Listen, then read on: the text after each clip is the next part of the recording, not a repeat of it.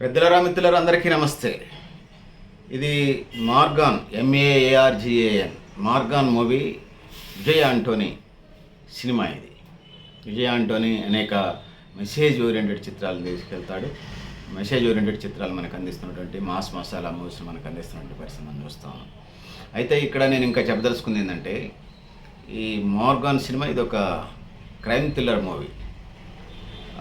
ఎవరు ఈ వరుస హత్యలు జరుగుతూ ఉంటుంటాయి. ఈ వరుస హత్యల్లో ఇంజెక్ట్ చేసినటువంటి మనిషి బ్లాక్ కలర్లోకి పోయి మొత్తం బాడీ అంతా బ్లాక్ అయిపోయి చనిపోయి రోడ్డు మీద ఎక్కడో డస్ట్బిన్ ట్రక్కులు ఉంటే దాంట్లో పడేస్తూ ఉంటారు. ఇది జరుగుతూ ఉంటుంటుంది. సో ఈ క్రమంలో విజయ్ ఆంటోనీ ఎవరైతే ఉన్నారో, ఒక ఆఫీసర్గా తన కూతురును కూడా అట్లాంటి ట్రాప్లో పడి చనిపోతుంది. సో ఈ క్రమంలో మళ్ళీ అతను వేరే ఉత్తర భారతదేశానికి ట్రాన్స్ఫర్ అయిపోతారు. మళ్ళీ తెలుగు రాష్ట్రాల అలాంటి సంఘటన జరిగేటప్పుడు హైదరాబాద్లో మళ్ళీ ఇక్కడికి తను ప్రత్యేకంగా పట్టుబట్టి ఇక్కడికి వచ్చేస్తాడు. తన కూతురు చనిపోయిన బాధను ఇంకా దిగమింగుకొని ఇంట్రాగేషన్ మొదలు పెడతాడు. అక్కడి నుంచి మొదలవుతాం.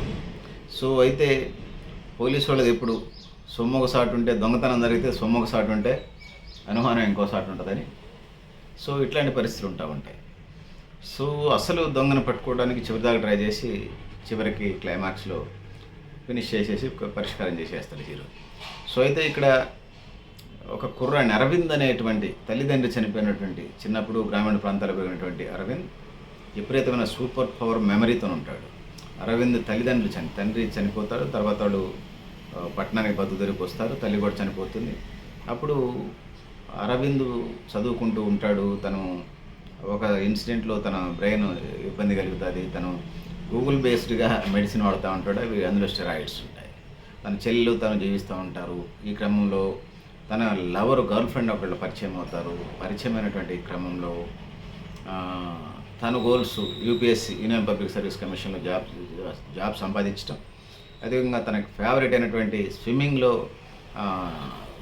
మెడల్స్ సాధించడం ఎజెండా ఉంటుంది. హీరోయిన్ డబ్బులు మొదట్లో నేను ప్రేమిస్తాను స్టూడెంట్ లైఫ్కి వచ్చి జాబ్ దగ్గరికి వచ్చేసరికి డబ్బులున్న వైపు వెళ్ళినప్పుడు తను డిస్టర్బ్ అవుతాడు. ఆ విధంగా స్టెరాయిడ్స్ ట్యాబ్లెట్స్ వాడుతూ ఉంటాడు. ఆ విధంగా పోతూ ఉంటుంది. వీళ్ళు అతన్ని పట్టుకుంటారు పోలీసు వాళ్ళు. సో అది పరిస్థితి పెద్దలారా మిత్రులారా. ఇట్లాంటి పరిస్థితుల్లో అరవింద్ని పట్టుకొని చేస్తుంటారు. టెక్నికల్గా ఇప్పుడున్న లేటెస్ట్ ట్రెండ్స్లో ప్రతి చోట CC కెమెరాలు ఉంటాయి ఎక్కడ ఒకసారి. ఈ క్రమంలో CC కెమెరాల ఆధారంగా ఈ హత్య జరిగిన టైంలో అరవింద్ ఎవరైతే ఉన్నారో అరవింద్ ఆ రోడ్లో వాకింగ్ చేసుకుంటూ వస్తుంటాడు.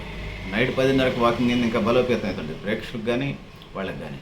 సో ఆ విధంగా జరుగుతున్నటువంటి నేపథ్యంలో ఫస్ట్ నుంచి చివరి దాకా సినిమా ఇది చేస్తూ ఉంటారు. కొంత సైబర్ క్రైమ్ బేస్డ్గా టెక్నాలజీని బేస్ చేసుకుని చేస్తారు. CC కెమెరాలు చేసుకొని ఇప్పుడు జనరల్గా ఇంట్రాగేషన్ చేసేటప్పుడు లేకపోతే దర్యాప్తు చేసేటప్పుడు ఒక కేసుకు సంబంధించి ఆ కేస్ స్టడీకి సంబంధించి గతంలో లాఠీలు దెబ్బలతో కొట్టేది. ఇప్పుడు ఫ్రెండ్లీ విలేజ్ అంటున్నారు కాబట్టి కంటిన్యూస్గా కాకుండా 3 గంటల నుంచి 6 గంటల ప్రశ్నల వర్షం కురిపిస్తూ ఉంటుంటారు. అప్పుడు మైండ్లో ఏముండదు అప్పుడు వచ్చేస్తుంటాయని.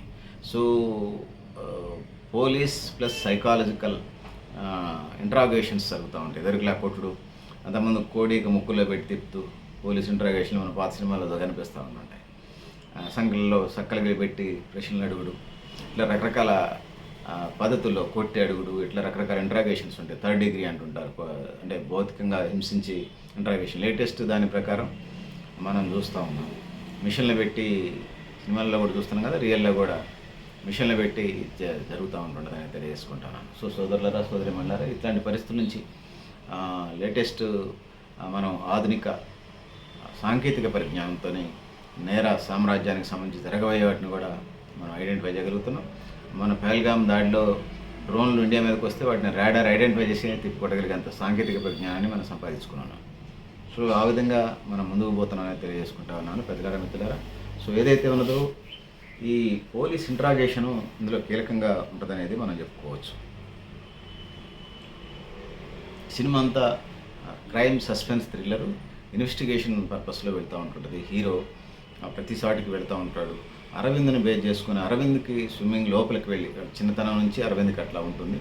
దేవుని ఆశీస్సులు ఉండటం ఏమో అరవింద్ పెరిగి పెద్దవాడవుతాడు. చిన్నప్పుడే చనిపోవాల్సినాడు. సో అక్కడికి వెళ్ళి తన యొక్క సూపర్ మెమరీతోని గుర్తుపెట్టిన వాటి అన్నిటిని కూడా తన ఒక పూట అందులో పెట్టేస్తే ఆ పూట అందులో పెట్టిన దాన్ని మొత్తం జరిగిన సంఘటనలన్నీ చెప్పేస్తారు. ఇంట్రాగేషన్ సెల్లో అబ్జర్వేషన్ సెల్లో పెట్టినప్పుడు ఇంట్రాగేషన్ పర్పస్.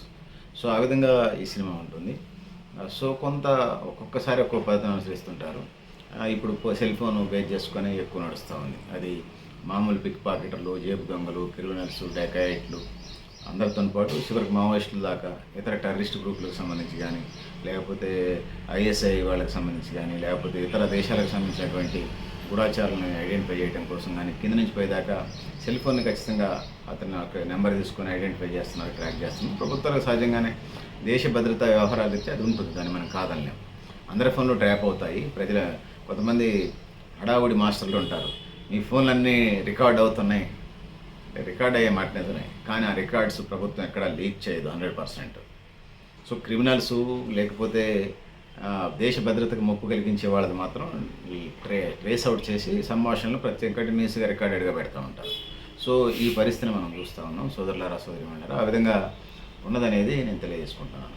సో సోదరులారా, పెద్దలారా, మిత్రులారా, సో ఇక్కడ అరవింద్ని బేస్ చేసుకుని మొదట్లో అరవింద్ని క్రిమినల్గా ఐడెంటిఫై చేసిన ఫస్ట్ స్టాప్ అయిపోయడానికి అరవింద్ క్రిమినల్ కాదని ఒక డయాగ్నోసిస్ చేసి రిపోర్టు తీసుకుంటారు. సో అరవింద్కి సంబంధించి సూపర్ పవర్ మెమరీ సైకాట్రిస్ట్ డాక్టర్తోనే, మెదడు నరాలకు సంబంధించిన డాక్టర్తోనే ట్రీట్మెంట్ చేసి అలాంటి మైండ్ సెట్కి సంబంధించి రకరకాల పరిస్థితులు చెప్పారు. కొంతమందికి సూపర్ మెమరీ ఉండటానికి, కొంతమందికి విపరీతమైనటువంటి కాన్సన్ట్రేషన్, కొంతమంది నిద్ర లేకపోవడం, కొంతమందికి ఏకాగ్రత. సో అంత ఏకాగ్రత ఉండడానికి సంబంధించి అట్లా ఉన్నది. ముఖ్యంగా స్టూడెంట్స్కి అంత సూపర్ పవర్ ఉంటే ర్యాంకుల మీద ర్యాంకులే వస్తాయి. మాకు కార్పొరేట్ విద్యా సంస్థలు కళ్ళకద్దుకొని లక్షల రూపాయలు ఇచ్చి వాళ్ళని మెమరీని కొనుక్కుంటారు వాళ్ళు ఉన్న పాయింట్లకు సంబంధించి. సో పెద్దల మిత్రులు అది పరిస్థితి. సో అది రియల్గా చూసినప్పుడు అంత ఉండడానికి ఛాన్స్ లేదనుకోండి. సో ఇంట్రాగేషన్ చేసుకుంటూ వెళ్తాడు. సో అయితే ఏం క్లూ లేని చోట అరవింద్ ఏదైతే ఉన్నాడో అనుమానితుడు తను మొత్తం అబ్జర్వేషన్ చెప్పుకుంటూ వస్తూ ఉంటాడు. సో ఈ క్రమంలో ఏదైతే ఉన్నదో డ్రగ్స్, గంజాయి మాఫియాలని అటాక్ చేసుకుంటూ వస్తాడు హీరో.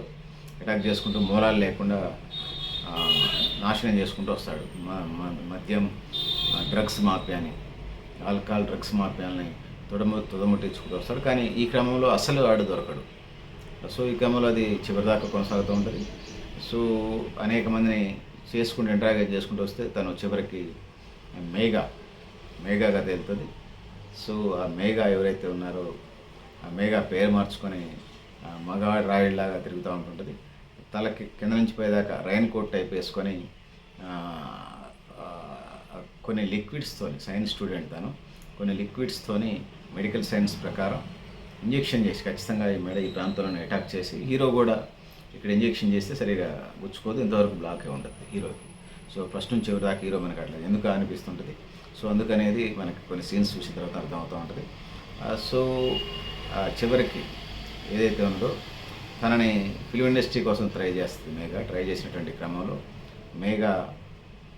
చేసినటువంటి ప్రయత్నాలు అక్కడ ఉన్నటువంటి నిర్మాతలు, ఇతర వాళ్ళు అది నిరాశపరిచినట్టు క్రమంలో తను నల్లగా మెరుగ్గా ఉండటం కోసం అనేక జనరల్ ఫిల్మ్ ఇండస్ట్రీలో మనం చూస్తూనే ఉంటాం. అనేక ప్లాస్టిక్ సర్జరీ ఆపరేషన్ చేసుకుంటారు. అది ఫేస్ కానీ, ఛాతీ కానీ, ముఖానికి సంబంధించినటువంటి ముడతలు పడకుండా ఉండడం కోసం కానీ అనేక సర్జరీ చేయించుకున్నటువంటి పరిస్థితి మనం చూస్తూ ఉంటాం.